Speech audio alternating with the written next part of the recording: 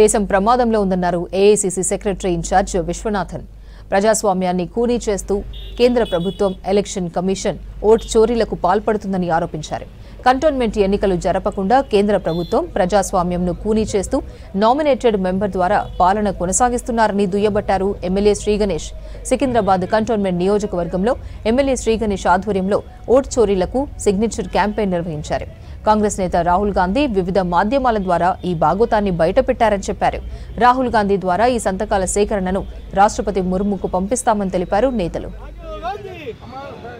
మనందరికీ తెలుసు భారతదేశంలో ఏం జరుగుతుంది. ఈ ఓట్ చోరీ చేసి ఎలక్షన్ల గెలిచి ఇలా పరిపాలిస్తున్న వ్యక్తులకు వ్యతిరేకంగా రాహుల్ గాంధీ గారు దేశం అంతటా ఈ ఓటర్ అధికార్ యాత్ర అని కూడా యాత్రలు నిర్వహిస్తున్నారు.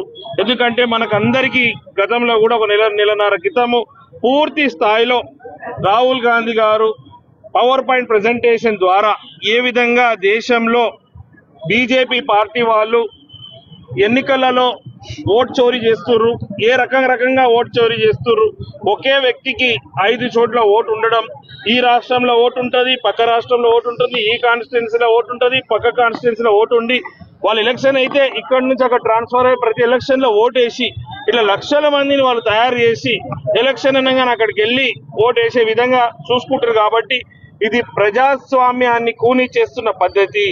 భారతదేశ రాజ్యాంగంలో ప్రజలు ఎన్నుకున్న అధికారంలో ఉండాల్సిన పార్టీ ప్రజలు ఎన్నుకున్న వాళ్ళే ఉండాలి. అలాంటిది ఓట్లు దొంగలించి ఎవరు ఇష్టంకి వచ్చినట్టు వాళ్ళు ఉంటున్నారు. కాబట్టి ఆ పద్ధతి మంచిది కాదు.